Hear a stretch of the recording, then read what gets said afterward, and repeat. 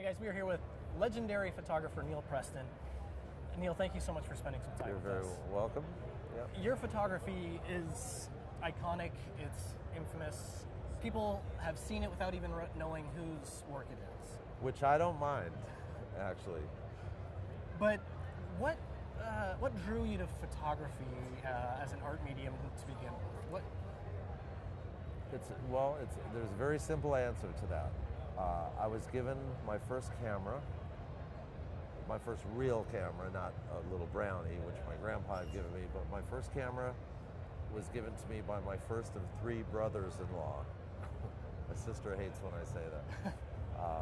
And I was about 13, I think, 14, and it spoke to me. The analogy I like to make is when you're a teenager and you learn to drive, or you go to driver's ed class for the first time. My high school didn't offer it, but some kids get behind the wheel and they don't know how to drive, but they instinctively know the relationship between the brake and the gas pedal and the clutch and the transmission. It just feels normal to them. That's how I was with the camera. And I've had one with me ever since. I mean, I'm never as comfortable as I am when I have a camera on my shoulder or with me somehow or in the next room, or I don't know, it's the way I've always been.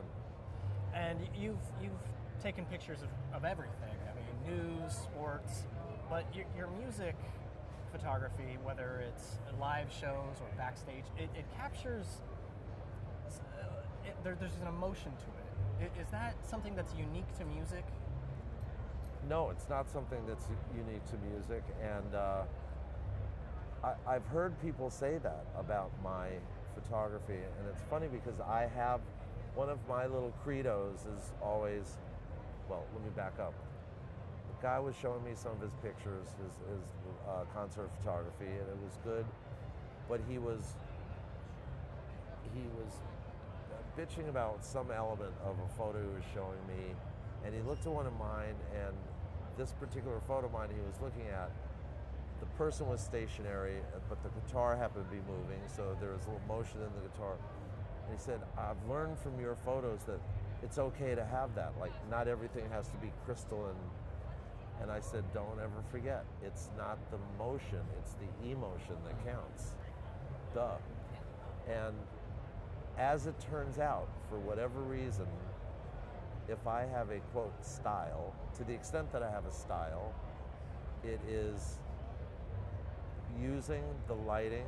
I'm talking about performance photography.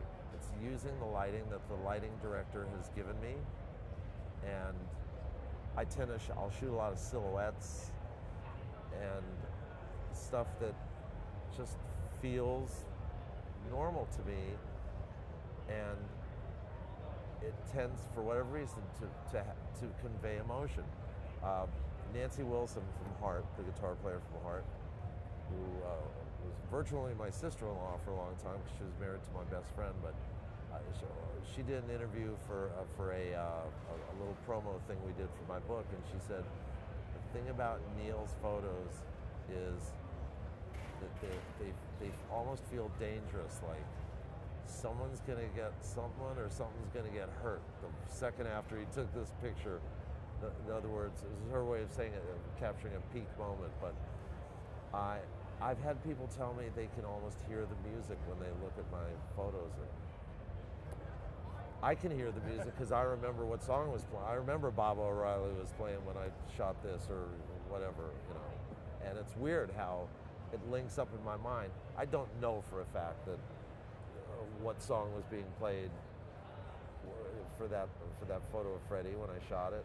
Could have been Tie Your Mother Down, it could have been anything. But a lot of times I'll look at a photo and it's probably just a function of having been on the road so many times with so many bands and shooting so many times. I tend to know, I can tell you what photo was shot during Led Zeppelin playing No Quarter. I can tell you what photo was shot during Achilles or Rock and Roll or Battle of Evermore or blah, blah, blah, blah. Yeah. It's part of my job. When you would go on tour with bands, what was the relationship like? Because a lot of the backstage pictures you have show a lot of the artists in very vulnerable moments. Carlos Santana, just in the backstage with his guitar. Did you have to develop that kind of real personal relationship with the band? Yeah, but here there's an ironic answer to that question. Obviously on tour, maybe it's not obvious, but on tour you want to be as invisible as possible. You want to be a fly on the wall. Any photojournalist, anyone who's documenting any event, be it a rock show, a war, a political campaign, whatever. The idea is to be the fly on the wall. As a journalist, you know that you don't want to become part of the story, right? Same thing with what I do. But the key to being invisible, ironically, is to be completely visible at all times. In other words, the more that I'm in the dressing room doing my thing, whether I'm shooting someone or changing rolls of film. You all remember rolls of film, ladies and gentlemen, right? But the more I'm around, the less I stick out. I'm a member of the crew, which I am. And that's why I'm saying the more visible I become, the more visible I am, the more invisible I become. And that's the key to it. Now, it's a good answer to that. That is that's deep. Yeah, but it's true. Yeah. The work you have here that is for sale, the proceeds of it are going to support NAMM University, or the NAMM Foundation. And also behind the scenes. Yeah. How important is music education to you personally, but in also in general in the broader sense? Music education in terms of educating people about different kinds of music, or giving them instruments and letting them find their way and see if they can play, I believe all that's important. My dad was a Broadway stage manager. He was a big important guy in Broadway musical theater, original stage manager for Camelot, My Fair Lady, and Fiddler on the Roof, and he was very into classical music. So he taught me about classical music, Brahms, Haydn, Bach, Tchaikovsky. He would take me to Lincoln Center and see Leonard Bernstein conduct. Taught me about light opera, Gilbert and Sullivan. I could name probably all 12 of Gilbert and Sullivan's operettas. And of course Broadway. But him and my mom loved pop music, and my mom, if she was alive, she'd still swoon over Tony Bennett, So I have a very eclectic taste in music. My musical talent plateaued at about 15 and was never going to get any better. But I believe that turning kids on to music and or art, or music as an art, obviously, music, photography, give them a paintbrush, it's the best thing in the world. Not only will they be able to hopefully discover their passion in life, but keeps you out of the gangs. There's nothing bad about it and everything good about it. So I'm a big proponent of kids in music, kids in photography, whatever the art form is, dance. And I'm not. I'll be honest. I'm not a big hip hop guy. I feel a lot of it is lazy songwriting. I understand where it comes from.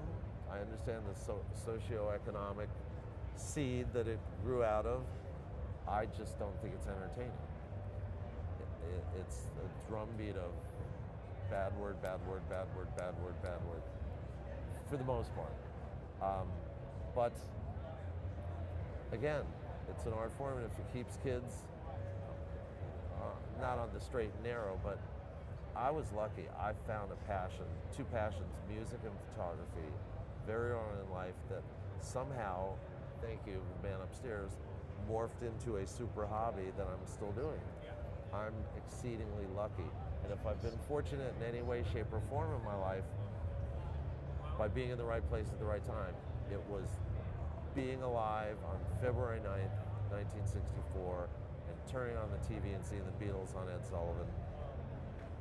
my life changed in an hour, literally, or as I like to say, I was John Lennon fired a nuclear bomb directly into my cortex. Yeah. And then I was given my first camera shortly thereafter. But my life changed on that night. The day before, it was all about, did Mickey Mantle hit any home runs? You know, I mean, I was 12 years old, et cetera, et cetera. The day after, I got to buy a Beatle record, Beatle boots, music, British Invasion, and I never stopped.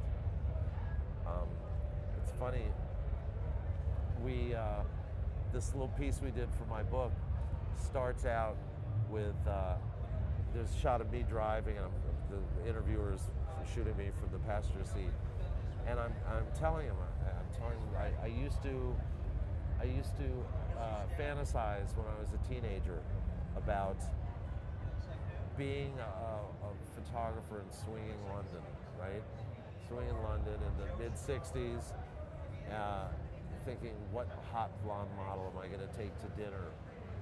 You know, and the phone would ring, and it would be someone saying, Mick and Keith want to know if you come and shoot the boys later, and John and Paul might be stopping by. Can you give a quick snap? You know, was my fantasy after watching the movie Blow Up, of course, Yeah. and knowing a little bit about David Bailey, who the lead character was, and I thought, that's a club I'd like to be in. Cut to about,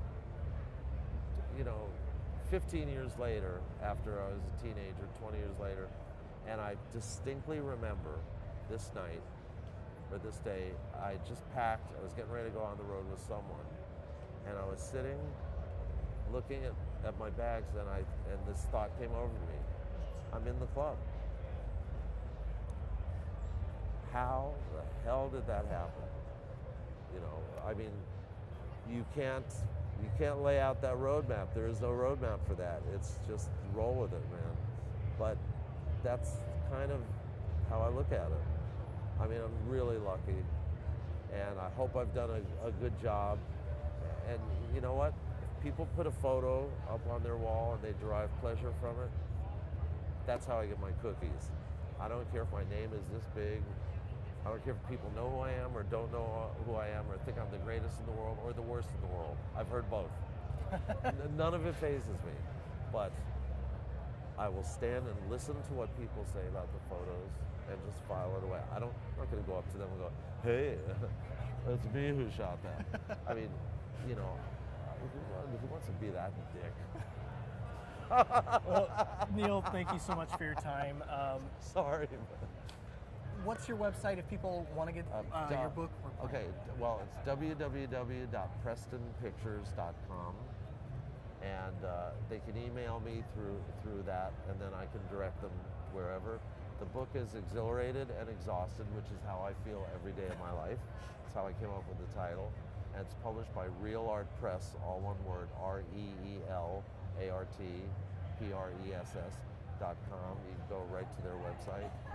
Obviously, Amazon, for all you lazy people like me. And Light Power Collection is one of the galleries that sells my exhibition prints, and other galleries. It's all on my website. But whether that you do get a print or don't get a print, just the fact that people get joy from it is enough for me. Well, great. Thank you so much for your time. You're very welcome. It was a pleasure. Is that enough? That was great.